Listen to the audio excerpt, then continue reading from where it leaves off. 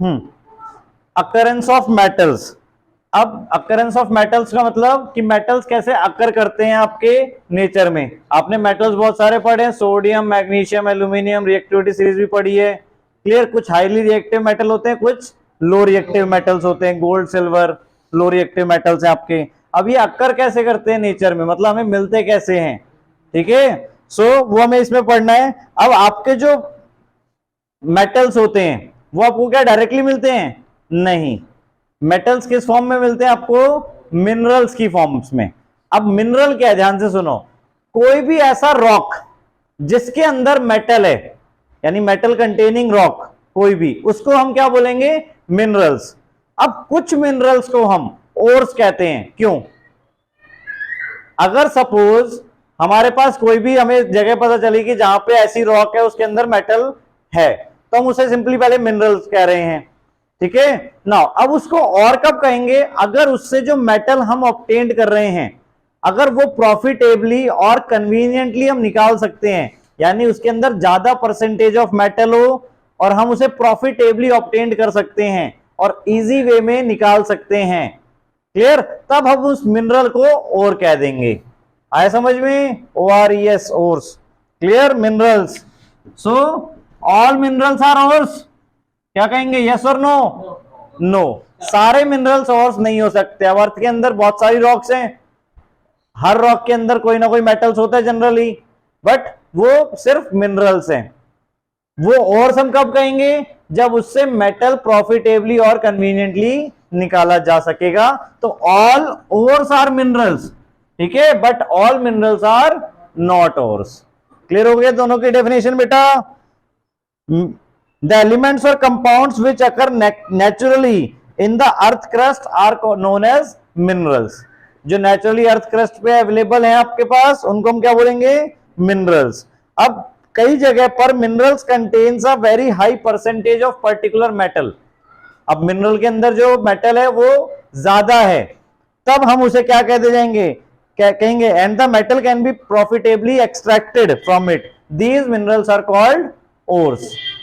आगे दोनों में डिफरेंस बेटा, मिनरल्स जिनके अंदर मेटल्स या एलिमेंट्स या कंपाउंड्स आपके होते हैं, अब उससे अगर हम प्रॉफिटेबली और कन्वीनियंटली निकाल सकते हैं तो हम उसको क्या बोल देंगे, ores. Now extraction of metal, अब नेक्स्ट स्टेप हमारा कि उस मेटल को निकालेंगे कैसे, क्लियर, अकरेंस ऑफ मेटल्स। अब मेटल हमारे तीन टाइप के हो सकते हैं, या तो हाईली रिएक्टिव मेटल होंगे, या मॉडरेटली रिएक्टिव मेटल होंगे, या बिल्कुल ही लो रिएक्टिव मेटल होंगे। क्लियर, हमने मेटल को तीन टाइप की कैटेगरी में डिवाइड कर लिया, ठीक है। तो सबसे पहले एक्सट्रैक्शन ऑफ मेटल। तो एक्सट्रैक्ट हम मेटल को कैसे करेंगे, उसके लिए डिफरेंट प्रोसेसेस आपकी। सबसे पहले एक तो रिएक्टिविटी सीरीज आप सबको पता है, क्या क्या रिएक्टिविटी सीरीज, सोडियम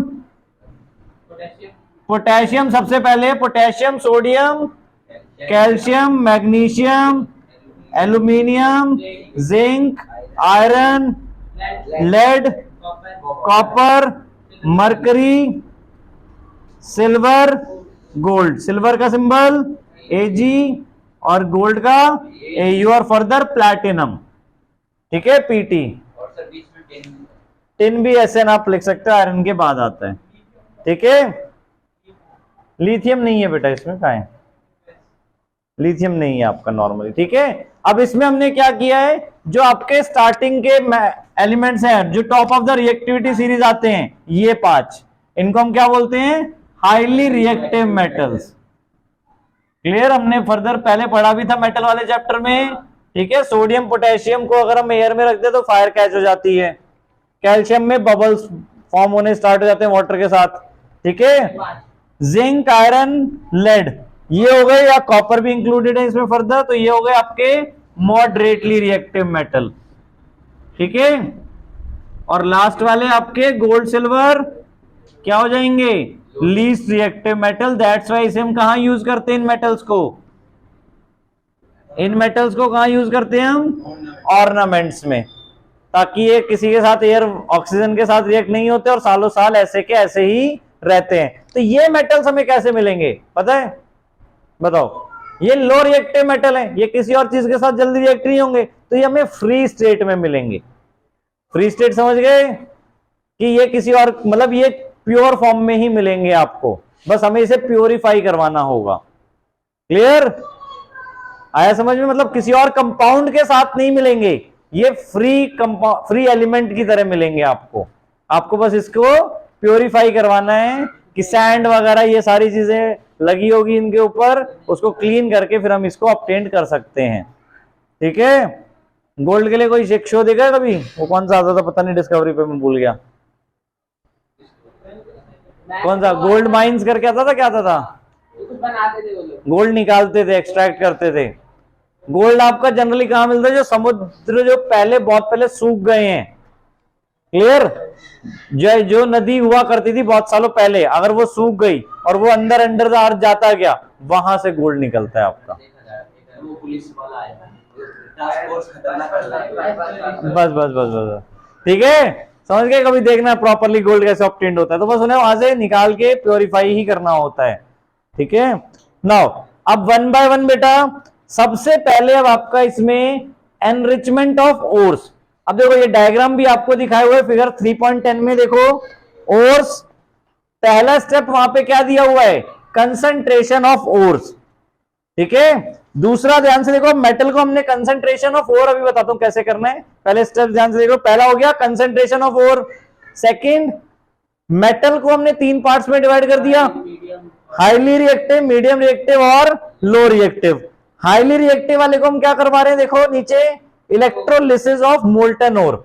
इलेक्ट्रोलिसिस मतलब इलेक्ट्रिसिटी पास करवाएंगे। मोल्टन मींस मेल्टेड फॉर्म में, और को इतना हीट कर लेंगे मेल्टेड फॉर्म में होगा और उसमें इलेक्ट्रिसिटी पास करवाएंगे, वहां से आपको प्योर मेटल मिल जाएगा डायरेक्टली। हाँ, अब अगर जो मीडियम रिएक्टिव वाला है उसके लिए हमारे पास 2 प्रोसेस हैं, या तो वो कार्बोनेट ओर में होगा या वो सल्फाइड ओर में होगा। आपको जो मीडियम रिएक्टिव वाला मेटल है वो 2 टाइप के ओर्स में मिल सकता है, या तो कार्बोनेट ओर या फिर सल्फाइड ओर। अगर वो कार्बोनेट ओर है तो उसको हमें कैल्सिनेशन करवाना पड़ेगा।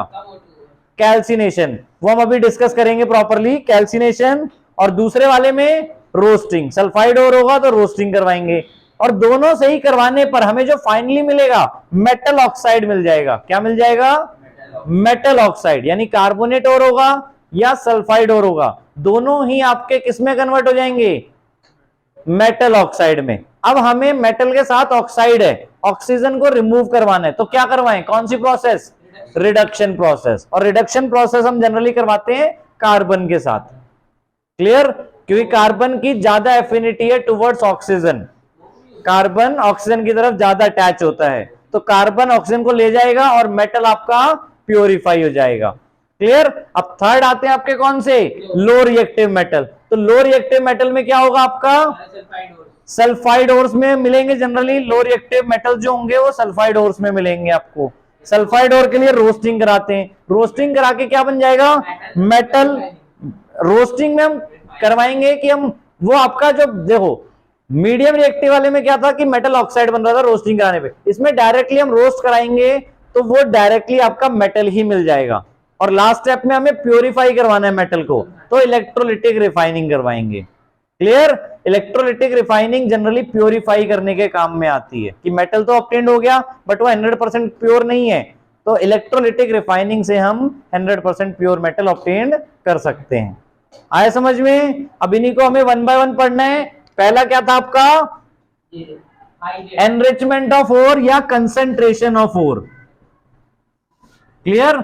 एनरिचमेंट भी बोलते हैं इसे। एनरिचमेंट का मतलब क्या है बताओ? तुम्हारे सिलेबस में भी ऐसे चलता हुआ सब्जेक्ट एनरिचमेंट, क्या मतलब है इसका? एनरिचमेंट का मतलब क्या होता है? इंटरेस्ट लाना। अब कंसंट्रेशन का मतलब कि देखो अब हमने और बात किया, और का मतलब क्या है? जिसके अंदर मेटल होता है और हाई परसेंटेज में मेटल होता है, ठीक है, बट उस परसेंटेज को क्या हम और ज्यादा बढ़ा सकते हैं? नहीं बढ़ा सकते। अब एक रॉक उठाओ, उसमें पानी मारो, क्या होगा? उसके साथ जो मिट्टी अटैच होगी वो हटने लग जाएगी धीरे धीरे, प्योर रॉक मिल जाएगी आपको फिर। तो उससे क्या होगा? यानी उसके अंदर जो मेटल है वो अभी पहले मान लो 50% था या 60% था, 40% उसमें वेस्ट है, आपने 10% वेस्ट मिट्टी वाला हटा दिया, तो अब टोटल 90% है, उसमें 60% आपका मेटल है, तो मेटल की परसेंटेज वहां पर क्या हो गई, ज्यादा हो गई, 6 आउट ऑफ 9 हो गई, पहले 6 आउट ऑफ 10 थी। आया समझ में?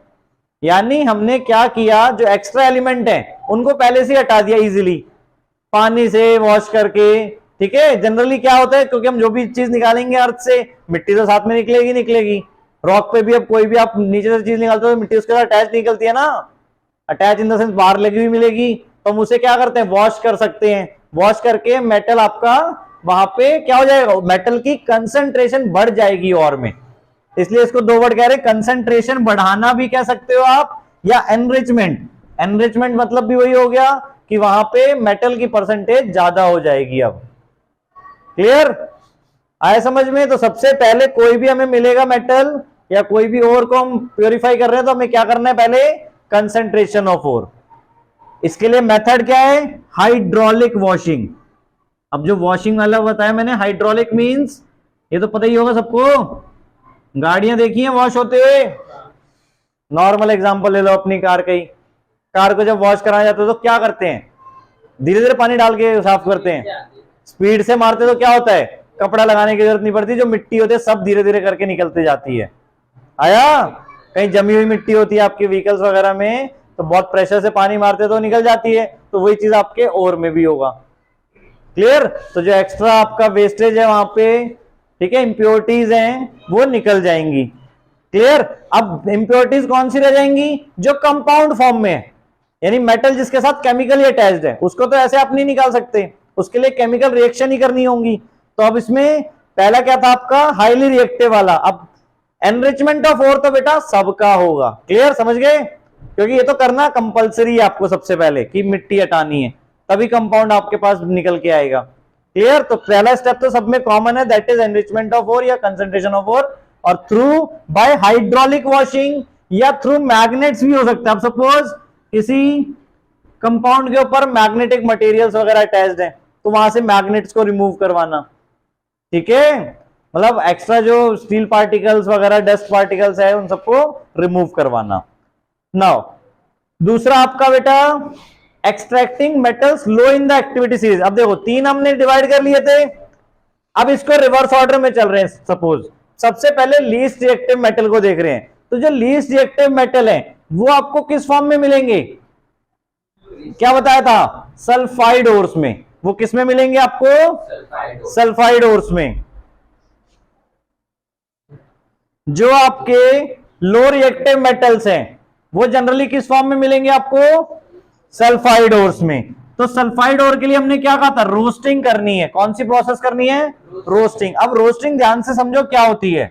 रोस्टिंग प्रोसेस सल्फाइड ओर्स में की जाती है, उसको हीट किया जाता है, कोई भी और है उसको हीट किया जाता है with the presence of oxygen. ठीक है, इन द प्रेजेंस ऑफ ऑक्सीजन हम उसको क्या करते हैं, हीट करते हैं। क्लियर? तो हीट करने पे क्या होगा, जैसे मरकरी ले लिया हमने, मरकरी सल्फाइड, HgS आपका क्या है, मरकरी सल्फाइड, इसको हमने हीट किया with the presence of oxygen, तो ये कन्वर्ट हो जाएगा किसमें, मरकरिक ऑक्साइड में, HgO, और साथ में सल्फर डाइऑक्साइड, आपकी गैस वहां से रिमूव हो जाएगी।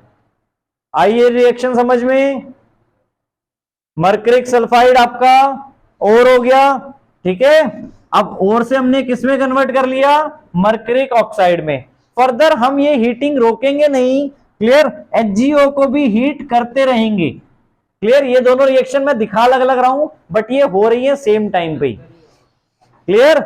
यानी हमारा पहले इससे इसमें कन्वर्ट हुआ, हमने हीटिंग रोकी नहीं, क्लियर, हीट चलती जा रही है। क्लियर? तो धीरे धीरे जो ऑक्सीजन है ये भी इससे रिमूव हो जाएगा और Hg+O2 बन जाएगा, यानी O2 आपका धीरे धीरे निकलता जाएगा वहां से। क्लियर? बैलेंस कर लोगे आप इजीली, देखो बैलेंस वही करनी है बैलेंस, ये पहले से देखो, O2 S1 है, S1 है, अच्छा O3 यहां हो गए, तो 2 यहां लगा दो, 2 यहां हो जाएगा और 2 यहां आ जाएगा आपका। फर्दर सल्फर भी 2, तो यहां पे 3 करना पड़ेगा आपके, वहां पे ऑक्सीजन 6 हो गए। ध्यान से देखो, ऑक्सीजन 2 + 4 6 हो गए।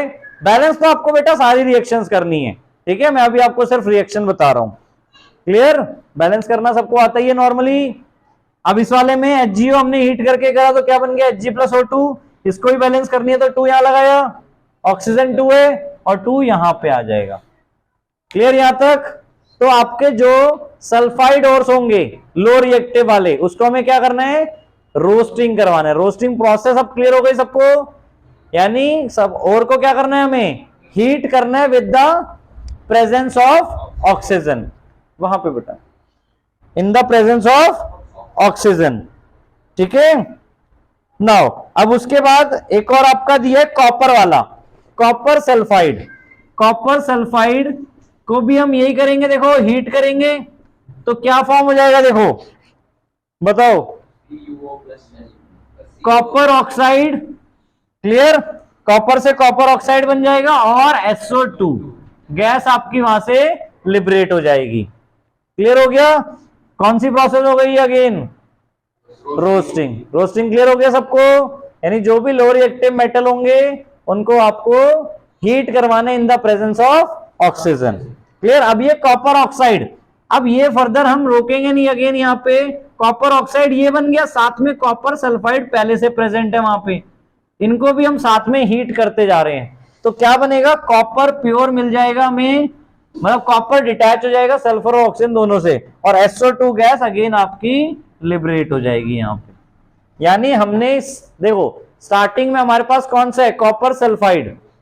कॉपर सल्फाइड को हीट करना स्टार्ट किया इन द प्रेजेंस ऑफ ऑक्सीजन, तो धीरे धीरे वहां पे कॉपर ऑक्साइड भी बनना स्टार्ट हो जाएगा। अब ये दोनों आपस में रिएक्ट होके क्या फॉर्म कर रहे हैं, कॉपर बना रहे हैं और सल्फर डाइऑक्साइड गैस आपकी लिबरेट हो जाएगी। क्लियर? यानी ये दोनों रिएक्शन साइमल्टेनियसली एक साथ हो रही हैं। ठीक है, बट ये आपको दिखाने के लिए कॉपर ऑक्साइड बना कैसे, बीच में आपका कॉपर ऑक्साइड बना ना, यानी कॉपर सल्फाइड, अगर हम इन दोनों रिएक्शन को मिला के लिख दें तो कॉपर सल्फाइड को हम डायरेक्ट दिखा देंगे कॉपर बन गया, बट एक्चुअल में ऐसा नहीं हो रहा, इसलिए दो रिएक्शन दिखाई आपको यहाँ पे। क्लियर? कि कॉपर सल्फाइड पहले हीट किया तो कॉपर ऑक्साइड बना, कॉपर ऑक्साइड को फर्दर हीट करते जा रहे हैं तो फाइनली हमें कॉपर ऑब्टेन्ड हुआ। क्लियर? रिएक्शन बैलेंस कर लोगे उसके अकॉर्डिंग। नाउ अब आपके जो और होते हैं कौन कौन से हैं, हमने किस किस की बात कर दी, मर्करी और कॉपर की। और रिएक्टिव लो रिएक्टिव मेटल्स कौन कौन से हैं, गोल्ड, सिल्वर, प्लैटिनम, ये सारे आपको फ्री स्टेट में मिलते हैं। फ्री स्टेट क्लियर है कि हमें किसी कंपाउंड की फॉर्म में नहीं मिलेंगे, फ्री स्टेट में मिलेंगे। ठीक है, जहां से हम इन्हें प्योरीफाई करके डायरेक्टली ऑब्टेन कर सकते हैं bye electrolytic refining.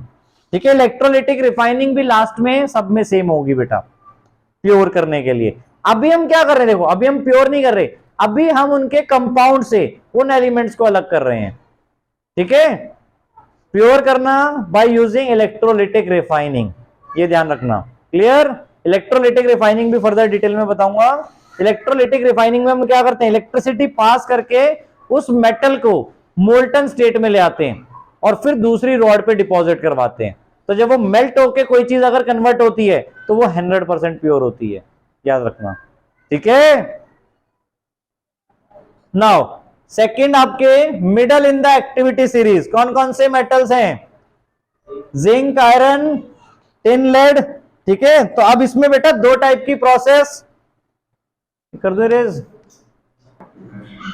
Middle in the activity series में कौन से एलिमेंट्स होंगे, इसके लिए मैंने आपको ओर्स बताए थे, किन दो टाइप के ओर्स हो सकते हैं, या तो वो सल्फाइड ओर में होंगे या फिर वो कार्बोनेट ओर में होंगे। तो सल्फाइड ओर के लिए आपको पता है क्या करवाना है, रोस्टिंग। क्लियर? और कार्बोनेट ओर के लिए क्या करवाना है, calcination. C4 carbonate, C4 calcination, ऐसे याद रखो। रोस्टिंग में क्या होता है अभी हम देख चुके हैं, with the presence of oxygen हम हीट करते हैं। कैल्सिनेशन में क्या होगा, in the absence of oxygen.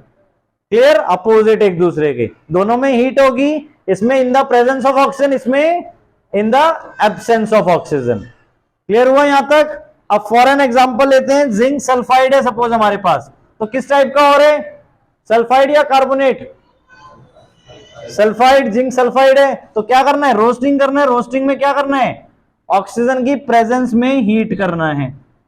तो क्या बन जाएगा, zinc plus zinc oxide plus sulphur dioxide बनेगा। क्लियर? आपको बताया था रोस्टिंग और कैल्सिनेशन दोनों से आपका क्या ऑब्टेन्ड होगा, मेटल ऑक्साइड।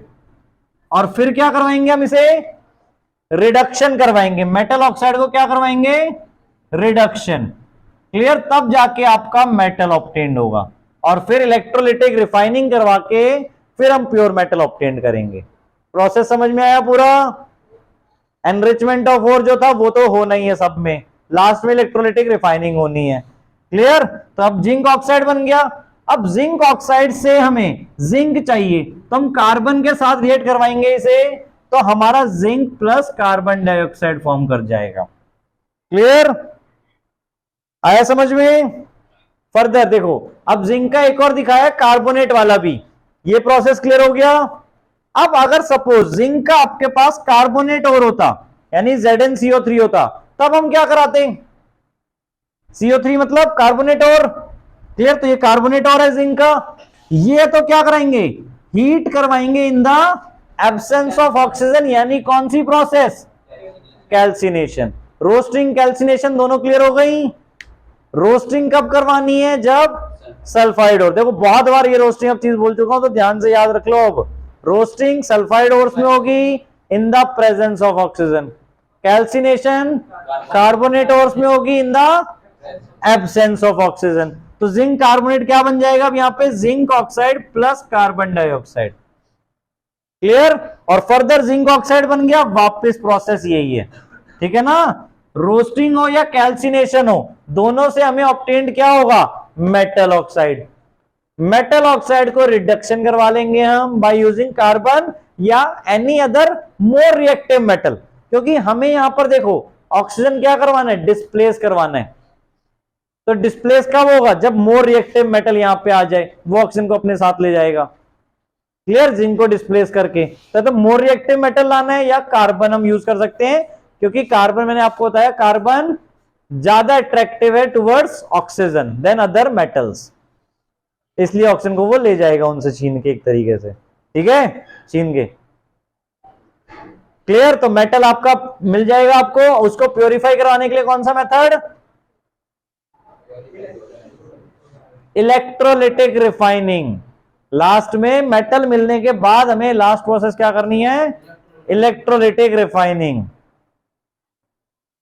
ठीक है। नाउ क्लियर हो गया अभी। ऐसे ही फर्दर आपका देखो एक और ये MnO2। अब सपोज आपके पास मैग्नीज ऑक्साइड है। क्लियर, अब जैसे आपको मैंने बताया कार्बन की जगह हम क्या यूज कर सकते हैं, और अदर रिएक्टिव मेटल यूज कर सकते हैं।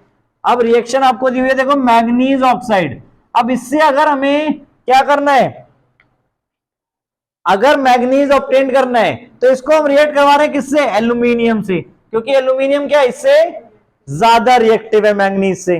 तो एल्यूमिनियम क्या करेगा, इसको डिस्प्लेस कर देगा, Al2O3 बना देगा और मैग्नीज अलग हो जाएगा आपका, ऐसे ऑब्टेन कर सकते हैं। इसी तरह एल्यूमिनियम के लिए बेटा आयरन ऑक्साइड, ध्यान से देखो ये बहुत इंपॉर्टेंट रिएक्शन, आयरन ऑक्साइड में से भी अगर आपको आयरन ऑब्टेन करना है तो हम क्या कर सकते हैं, एल्यूमिनियम के साथ रिएक्ट करवाया, एल्यूमिनियम आयरन से ज्यादा रिएक्टिव है, तो क्या बन जाएगा हमारा, again aluminium oxide plus iron. और ये रिएक्शन में क्या होता है, lot of amount of heat generate होती है। क्लियर, इसलिए हम इसको कौन सी प्रोसेस बोलते हैं, थर्माइट प्रोसेस, ठीक है। ये स्पेशल आपका नाम पूछा जा सकता है, थर्माइट प्रोसेस। थर्माइट प्रोसेस में हम क्या कर रहे हैं, एल्यूमिनियम यूज कर रहे हैं आयरन ऑब्टेन करने के लिए, और इतनी हीट प्रोड्यूस होगी कि जो आपका आयरन इसमें ऑब्टेन्ड होगा वो मोल्टन स्टेट में प्रोड्यूस होगा, यानी मेल्टेड फॉर्म में।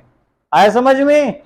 और इसलिए पता है रिएक्शन कहां यूज की जाती है, सोचो, रेलवे ट्रैक्स में अगर कहीं क्रैक्स वगैरह आ जाएं उनको फिल करने के लिए यूज की जाती है, क्योंकि वहां पे आयरन क्या करना है, हमें पिघला के भरना है ताकि वो क्रैक्स प्रॉपरली ज्वाइंट हो सके, ठीक है। तो वहां पे रिएक्शन करते हैं ताकि जो हमें आयरन मिलता है वो मोल्टन स्टेट में मिलता है और डायरेक्टली उसको वहां पे फिल कर देते हैं। आया समझ में, याद रहेगा। नाउ थर्ड आपका बेटा towards top of the activity metals. तो अब जो टॉप में आपके यानी जो हाईली रिएक्टिव मेटल्स हैं, तो हाईली रिएक्टिव मेटल्स को क्या किसी और मेटल से रिएक्ट करवा सकते हो डिस्प्लेस करवाने के लिए, तो आंसर इज नो, क्योंकि वही सबसे ज्यादा रिएक्टिव है।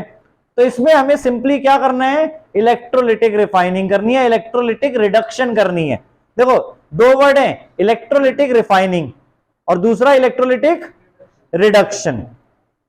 रिफाइनिंग का मतलब क्या है, जब आपको मेटल को प्योरीफाई करवाना है, ठीक है, यानी ये प्रोसेस यहां पर आएगी इलेक्ट्रोलिटिक रिफाइनिंग वाली।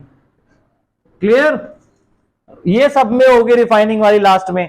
बट अब जो आपके top of the metal activity series है, यानी रिएक्टिविटी सीरीज में हाईली रिएक्टिव मेटल्स हैं, उनको हम इलेक्ट्रोलिटिक रिडक्शन करवाएंगे। यानी हम उससे ऑक्सीजन हटा नहीं सकते डायरेक्ट किसी और एलिमेंट से रिएक्ट करवा के, तो उनसे ऑक्सीजन हटाने के लिए हम क्या करेंगे, डायरेक्टली इलेक्ट्रोलिटिक रिडक्शन करेंगे, मतलब with the help of electricity उनको रिड्यूस करेंगे। क्लियर हो गया।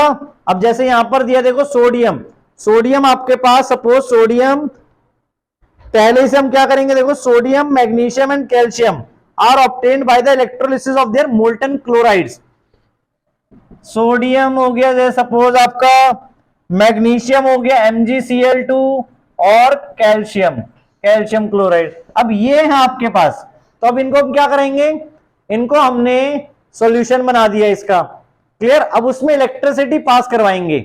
डायग्राम ध्यान से देख लो, बुक में गिवन है आपको, नीचे भी वैसे, ठीक है, नीचे ऐसा अलग है आपका, ये जो लिखा है देखो एट कैथोड।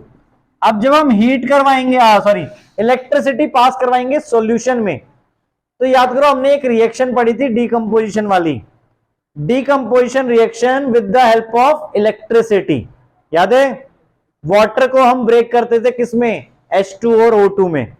वैसे ही हम यहां पे करेंगे, यानी जब किसी भी आयनिक कंपाउंड में इलेक्ट्रिसिटी पास करवाएंगे तो वो ब्रेक डाउन हो जाएगा दोनों पार्ट्स में, यानी एक पार्ट आपका सोडियम का हो जाएगा और एक पार्ट क्लोरीन का। कैथोड पे हमें क्या ऑब्टेन्ड होगा, सोडियम ऑब्टेन्ड होगा। कैसे, sodium ion plus electron sodium बना देगा।